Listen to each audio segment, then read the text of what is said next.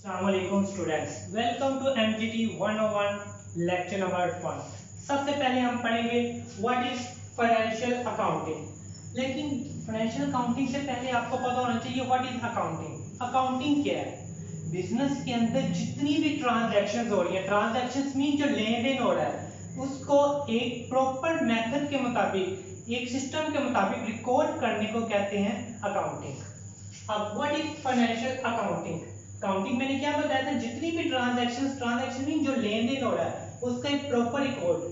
और इसी तरह फाइनेंशियल मीन माली, माली मीन पैसे वाला।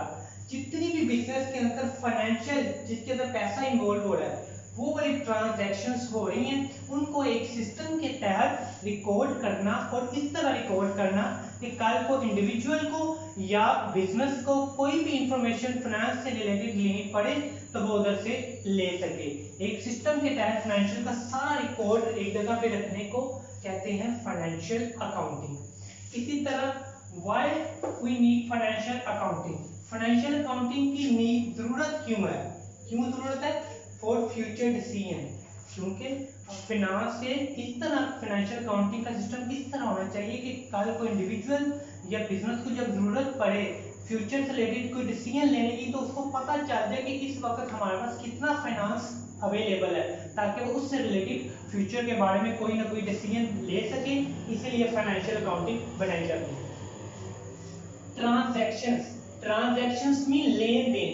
लेन देन आपको पता है हमेशा टू पर्संस के दरमियान होता है, इसीलिए any dealing between two persons, दो शख्स के दरमियान कोई भी लेन देन। लेकिन एक चीज याद रखो स्टूडेंट्स, इन्वॉल्विंग मनी और वैल्यूएबल थिंग।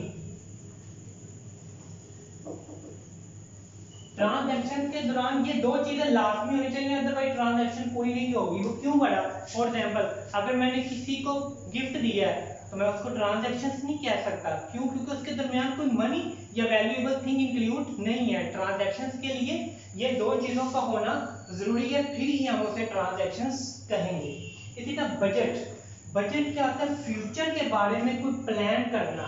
लेकिन फ्यूचर के बारे में जो प्लान करना, वो तीन चीजों को मद्देनजर रख के होता है: इनकम, एक्सपेंस और financial operation.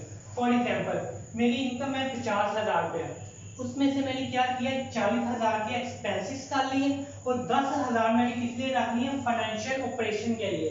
Financial operation means अल्लाह न करे कल को कोई एक्सीडेंट हो सकता है, कहीं शादी पे जाना पड़ सकता है, कहीं फौजी पे जाना पड़ सकता है, किसी भी जगह पे जहां पर हमारे पैसे लग सकते हो, उसके लिए संभाल के रखना, उसे कहते हैं फाइनेंशियल ऑपरेशन। ठीक है, बजट तीन चीजों का मिक्सचर है: इनकम, एक्सपेंस और financial operation. Concept of costing. Costing mean लागत। लेकिन लागत, आप स्टूडेंट एक चीज याद रखो, प्राइस और कॉस्ट में डिफरेंस होता है। क्या डिफरेंस? फॉर एग्जांपल, अगर एक मैं चेयर बनाई है, उस चेयर बनाने पे मेरे कितने पैसे लगे हैं? 500 रुपीज। और मैंने उसको सोचा कि यार मैं इसको कितने की बेचूं, या 700 या 800, ठीक है। तो पहले मैंने क्या सोचा, कॉस्ट में जब पता चली, उसकी मदद से मैंने क्या किया, डिसीजन लिया कि यार 700 या 800 सेलिंग प्राइस ठीक है। तो इसलिए मेरी सेलिंग प्राइस डिसाइड करने में किसने हेल्प की है? कॉस्ट ने। इसीलिए कॉन्सेप्ट है हमारा कॉन्सेप्ट ऑफ कॉस्टिंग। कॉस्टिंग के बारे में जानना क्यों जरूरी है? ठीक है, अभी मैंने बताया जब मुझे 500 पता थी कॉस्ट, उसकी मदद से मैंने क्या डिसाइड किया? Selling price. इसीलिए कॉस्ट की वजह से हम क्या डिसाइड कर सकते हैं? सेलिंग प्राइस के बारे में डिसाइड कर सकते हैं कि सेलिंग प्राइस क्या होनी चाहिए। इसलिए कॉस्टिंग के बारे में पता होना जरूरी है। Barter trading. बार्टर ट्रेडिंग क्या? Barter transactions, exchange of goods with goods. Barter trading क्या होता है? चीजों का चीजों से तबादला, exchange of goods with goods. यानी कि फॉर एग्जांपल, मेरे कपड़े का कारोबार है, मुझे शूज का एक जोड़ा चाहिए, मैं क्या करूंगा? कपड़ा उसे दूंगा और शूज का एक जोड़ा ले लूंगा। या शूज वाले को कपड़ा चाहिए, मैं उसे कपड़ा दूंगा और वो मुझे शूज दे देगा। तो ये क्या हो रहा है? चीजों के बदले में चीजों का तबादला हो रहा है, एक्सचेंज हो रहा है। इसे कहते हैं barter trading, exchange of goods with goods. Money measurement concept. Barter system में क्या था? Exchange of goods with goods था। लेकिन आस्ते आस्ते जैसे कि बिजनेस बहुत ब्रॉड होने लग गया, वास्ट होने लग गया, बड़े होने लग गए, ट्रांजैक्शन बहुत ज्यादा होने लगी, तो इसी तरह बार्टर ट्रेडिंग के अंदर भी क्या होने लगी? प्रॉब्लम क्रिएट होने लगी। फॉर एग्जांपल कैसे प्रॉब्लम, फॉर एग्जांपल अगर मेरे पास एक भैंस है और मुझे शूज का सिर्फ एक जोड़ा चाहिए, तो क्या मैं एक शूज के जोड़े के बदले में पूरी भैंस दे दूंगा या भैंस की टांग काट के दे दूंगा? That is not possible. इस तरह क्या होने लगी, बहुत सी प्रॉब्लम वाटर ट्रेडिंग के अंदर क्रिएट होने लगी। फिर ये सोचा गया कि यार इसके मुकाबले में कोई ऐसी चीज होनी चाहिए जो इन सब प्रॉब्लम को सॉल्व कर दे, कोई वैल्यूएबल थिंग होनी चाहिए। फिर उसी वक्त फिर क्या हुआ, मनी निकली वैल्यूएबल थिंग के तौर पर, ताकि अब जो एक जोड़ा मैंने लेना है उस एक जोड़े का मैं कंपेयर करूंगा 500 के साथ या 400 के साथ। इसी तरह कैश या क्रेडिट ट्रांजैक्शन, कैश मीन नगद, कैश नकद ट्रांजैक्शन, क्रेडिट उधार। फॉर एग्जांपल अगर मैं एक परचून की दुकान पे गया हूं, मैंने उससे कहा 1 किलो चीनी दे दो, तो उसने 1 किलो चीनी मुझे दी है, मैंने फौरन उसे 80 रुपए दे दिए हैं। तो ये हमारे दरमियान कौन सी ट्रांजैक्शन, कौन सी लेन देन हुई है? कैश, यानी कि इमीडिएटली फौरन अगर पेमेंट काटी जाए उसे हम कहेंगे कैश ट्रांजैक्शन। लेकिन अगर मैंने उसको कहा यार 1 किलो चीनी दे दो, लेकिन जो पेमेंट है मैं तुम्हें कल करूंगा, फ्यूचर डेट के लिए मैंने पेमेंट को डिले कर लिया है, तो उसे क्या कहते हैं? Credit transaction for future period के लिए। It's a types of business organisations. There are three types of business organisations: sole proprietorship, partnership, joint stock company. Sole proprietorship, sole यानी कि वाहन, यक्ता, ऐसा बिजनेस की किस्म जिसमें ओनर सिर्फ एक ही शख्स होता है। बिजनेस की जितनी भी मैनेजमेंट संभालनी है वो सारी किसके हाथ में होती है?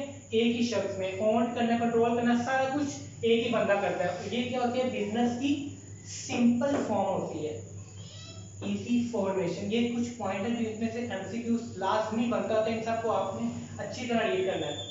इजी फॉर्मेशन, इजी फॉर्मेशन यानी कि इसको शुरू करना, फॉर्म यानी कि शुरू करना आसान होता है। अनलिमिटेड लायबिलिटीज, इसकी जो जिम्मेदारियां हैं वो क्या होती हैं? लामहदूद। फॉर एग्जांपल अगर उसने किसी का कर्जा देना था, तो वो कर्जा को पूरा करने के लिए अपने घर की जो पर्सनल प्रॉपर्टी है उसको भी सेल करके वो देगा। इसे कहते हैं अनलिमिटेड लायबिलिटीज। प्रॉफिट, जितना भी प्रॉफिट होगा वो सारा एक ही बंदा रखेगा। ओनरशिप, जो इसकी मलकियत होती है वो भी सिर्फ एक ही शख्स के हाथ में होती है। मैनेजमेंट, मैनेजमेंट का जो बिजनेस की सारी मैनेजमेंट करनी है वो भी सिर्फ एक ही शख्स संभालेगा। इजी डेसोल्यूशन, डेसोल्यूशन में खत्म करना, जिस तरह इसको शुरू करना आसान था इसी तरह इसको खत्म करना भी आसान है। पार्टनरशिप, ऐसे बिजनेस की किस्म जिसमें दो या दो से ज्यादा शख्स मिलके कोई कारोबार करते हैं उसे कहते हैं पार्टनरशिप। और इसका एक्ट आपने एमसीक्यूज के लिए याद रखना है 1932। लीगल एंटाइटी, ये उसकी तरह नहीं होती, ये कानूनी तौर पर इसको लीगली काम करना पड़ता है इसके अंदर सारा।